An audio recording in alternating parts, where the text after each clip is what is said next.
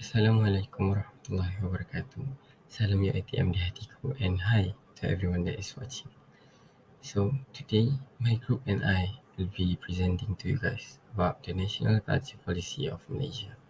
So before we start, I will introduce to you guys what is the national culture policy of Malaysia. So the national culture policy of Malaysia, also known as Dasar Kebudayaan Kebangsaan, was introduced in 1971. It serves as a comprehensive framework for the preservation, development, and promotion of Malaysia's cultural heritage. The policy recognizes the multicultural nature of Malaysia's society and aims to foster unity, pride, and national identity through the celebration of its diverse cultural traditions. Alright, next we will continue with policy problem. So what is the problem that makes government introduce national culture policy? This is because we are having multiracial population with developing countries. And this advantage of having multiracial is many issue to understand each races, culture, and also their way of life. And it is also with having multiracial population, we that can lead to racist also, and although there is disadvantage of it, but it also have an advantage of having multiracial, that is social stability among races can lead in developing countries and also have the opportunity to enjoy the experience of living in multiracial countries. And next up is to solve the racial problem. This is because there is a racial riot that was happened on May 13, 1969, and to solve racial problem, there is interracial fighting to solve that interracial fighting, and also this policy is implementing an action to someone who ignore or try to cause a fight between races. Next is to preserve way of life in Malaysia and our national identity in the international world. So, um, why we need to preserve way of life in Malaysia and also our national identity in international state? Because changing time have caused neglected in the way of we life, and also our national identity is increasingly neglected. This is because of the development of technology is becoming more powerful nowadays. And also the last one is the last problem that make culture national culture policy was introduced is the use of Malay language is now fading. Okay, this is because non-Malay are lack of proficient in the use of Malay language, and also Malay language tend to becoming a rojak language, like they are using mixing languages. And also for non-Malay, that one is because there are lack of provision and they are also not fluently in in speaking Malay. So that is somehow a problem that make this national culture policy was introduced, so that Malay language was not fading and also maintained in the national culture state. Hi, my name is Fajr Alisa, and today I'll be presenting the next part, which is the objectives of the National Cultural Policy. So, first and foremost, the objectives of the National Culture Policy is to strengthen the national unity through culture. So, strengthening unity through culture is one of the policy's primary goals.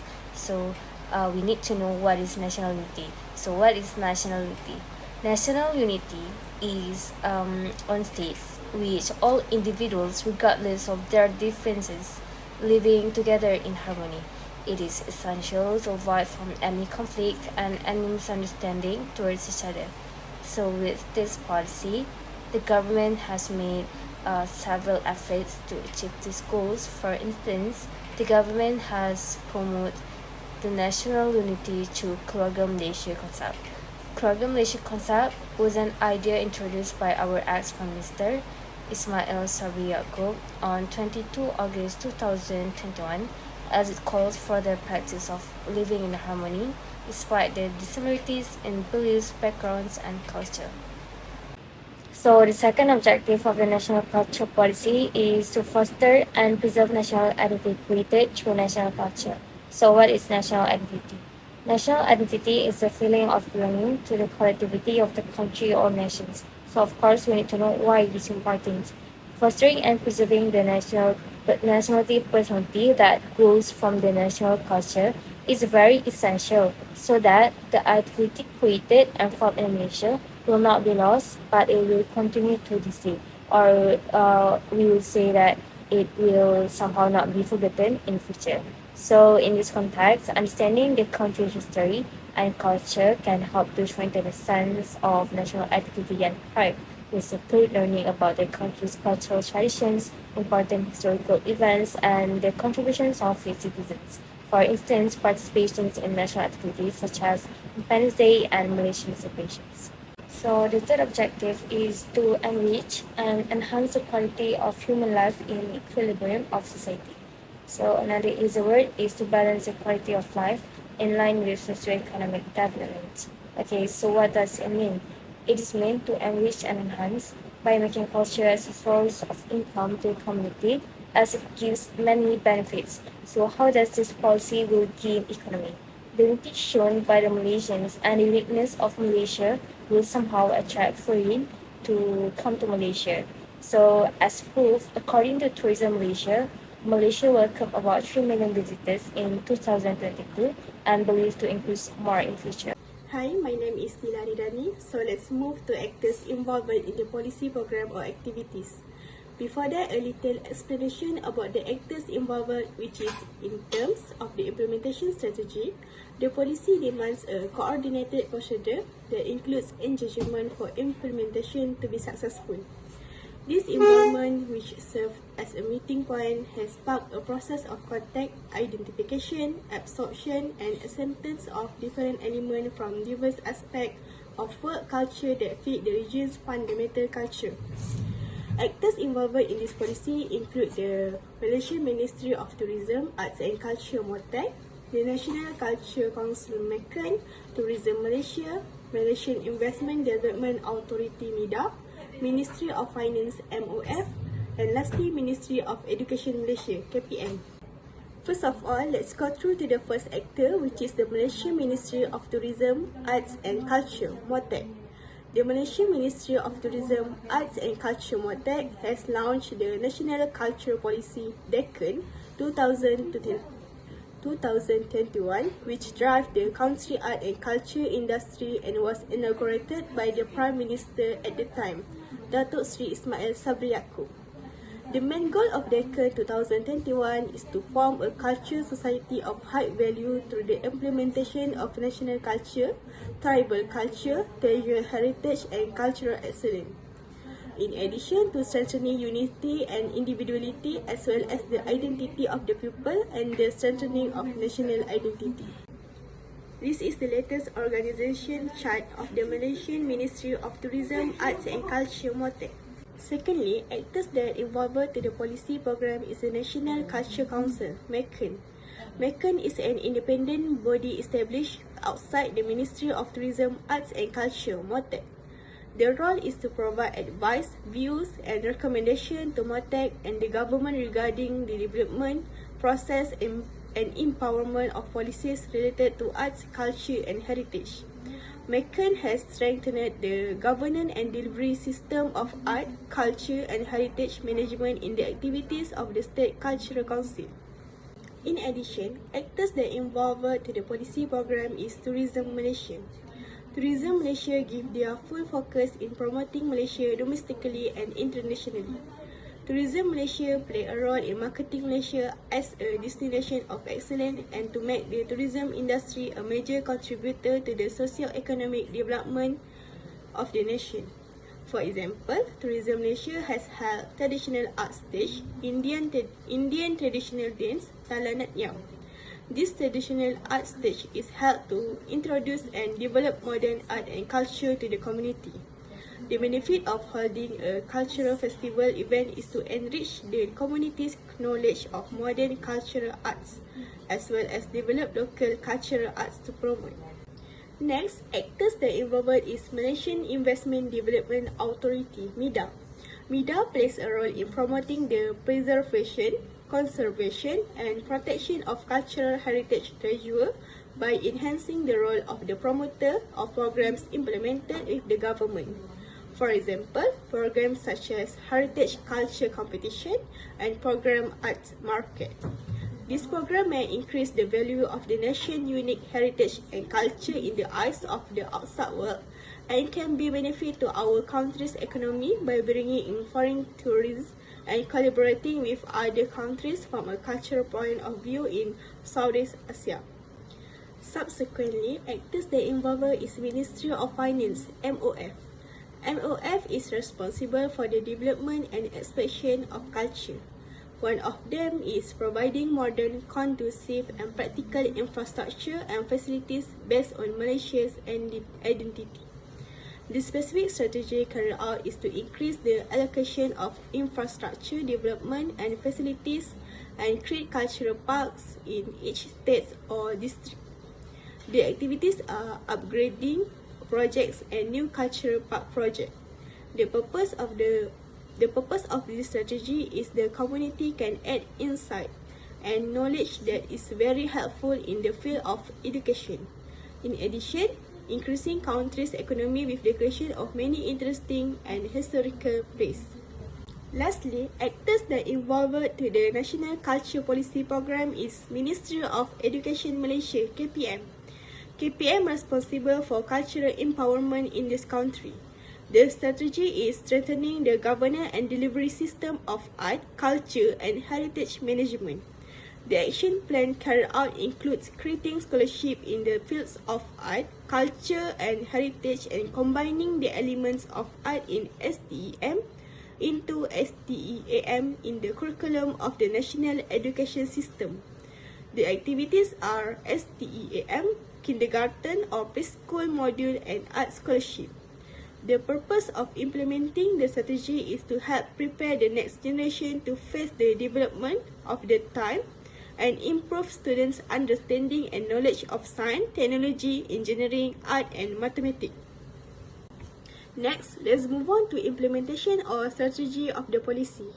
Implementation is the process of developing a plan of action to achieve a certain objective or outcome. Effective cultural strategies in our nation consider the demands, concerns, or problems that arise to be overcome and resolved. The national culture should oversee determining the issue facing the nation and utilizing sensible solutions that are effective as well as effective for solving them. It also includes objectives to achieve the vision to ensure that the community involved receive various benefits and is satisfied with the efforts made.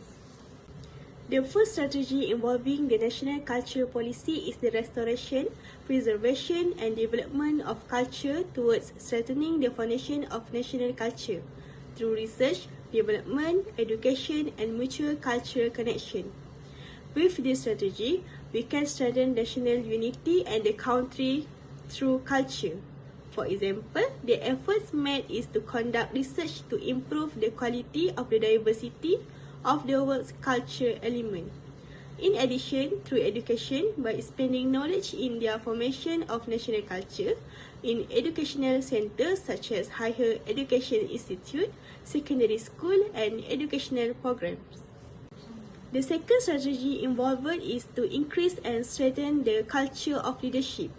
Efforts achieved through development activities, art performance by the National Culture Complex as the Governor and Secretariat of International Culture Relations, the State Arts Council, advisory, service to strengthen cultural organization and cooperation with international bodies.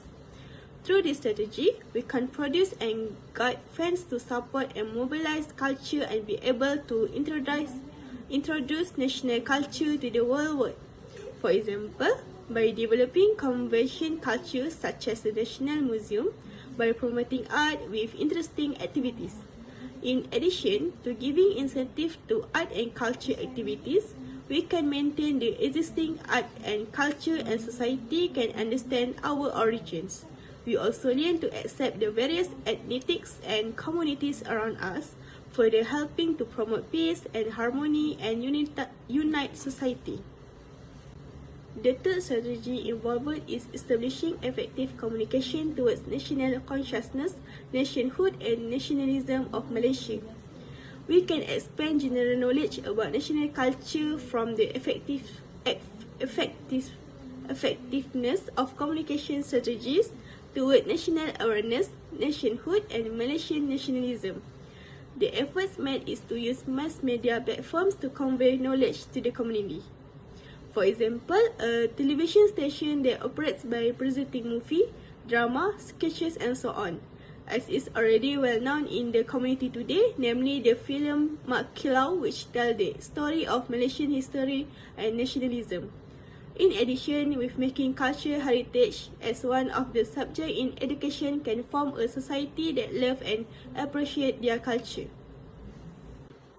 The fourth strategy is to fulfill social culture.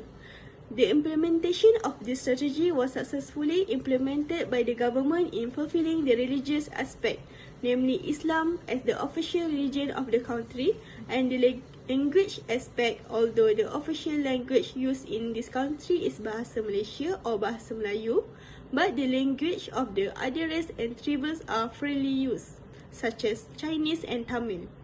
The next aspect of the festival that we see here is the population multiracial Malays celebrate various festivals throughout the year. This strategy can improve integration in society to recognize different ethnic culture and mutually appreciate and respect socio-cultural diversity. The last strategy is to raise the standard and quality of the arts. The role of the private sector and cultural organization is increasingly needed, where these bodies can play a large role in the advancement of the culture of construction works in their organization and thus finance sponsorships, programs or cultural projects to give some allocation to the part that defends cultural arts. The sectors that are given the main attention are performing arts, visual arts and musical arts. For example, Cendana, a unit under my creative venture, a Ministry of Finance incorporated company, which reports to the Ministry of Communication and Multimedia, aspires to contribute to the development of the creative industry by bringing Malaysian art and artists to a higher level so that they are recognized at home and abroad, while promoting Kuala Lumpur as a creative and cultural city. The existence of Cendana can encourage continuity between the art community, government and corporate to empower the creative industry of our culture all over the world. Hi, so for the next part is the evaluation on the effectiveness of the policy. So in this part, I have used SWOT analysis to help me to evaluate better on the effectiveness of the policy. So before I start, I want to explain to you guys what is SWOT analysis because we are not really exposed to it, right? So SWOT consists of strength, weakness, opportunities, and threats. So you guys can pause and read before you go to the next slide. Okay. So in this slide, I have provided you guys with an example of SWOT analysis that related to the National Culture Policy of Malaysia. The first one is strength. For strength, it is the tourism potential. Malaysia's cultural diversity and vibrant traditions make it an attractive destination for cultural tourism. The National Culture Policy can contribute to the development of cultural tourism, attracting visitors interested in experiencing Malaysia's diverse cultural offerings. For weakness, it is the limited funding. Adequate funding and resources are crucial for implementing the National Culture Policy effectively. Insufficient financial support might limit scope and impact of culture initiatives and programs. For threats, it is the social and political division. So, Malaysia's diverse cultural landscape can sometimes lead to social and political divisions. The national culture policy should aim to foster unity, inclusivity, and respect among all cultural groups. The last one is opportunities, and it is cultural education. The policy represents an opportunity to enhance cultural education in schools and institutions, raising awareness and appreciation for Malaysia's diverse cultural heritage among the younger generation. Alright, next is recommendation. Recommendation is for this national culture policy is strengthen of monitoring on public culture life and religion so that fast action can be taken if got any problem with culture lifestyle, like they are arguing among each other or in the road or at residential area. And also it can upgrade the policy in research relation with their religions. And also government need to close any newspaper or portal that inflames racial issues. And next for recommendation is government need to try to reduce the number of SJKC and also SJKT, which is sekolah jenis kebangsaan Cina dan and sekolah jenis kebangsaan Tamil. So that is because non-Malay student can learn Malay language at SK or sekolah kebangsaan only, and it is easy for them to interact and understand each other using the same languages. And also the student non-Malay from Sekolah Kebangsaan or SK are tend to fluent in language than student from SJKC and SJKT. So there is some recommendation to national culture policy so that they can improve their services and also can make sure the Malay language are maintained in the national culture state. Thank you.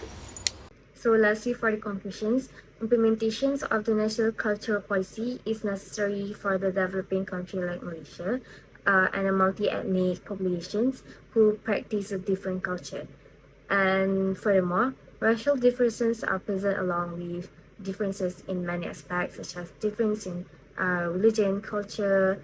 However, the values of humanity and religions that push toward goodness are the same. It means like although we are from different background, different religion, different culture, different we are using different language, we are actually all the same. And lastly, the nature of respect and mutual tolerance is the main pillar that needs to be practiced by our society. So that's all from us. Thank you.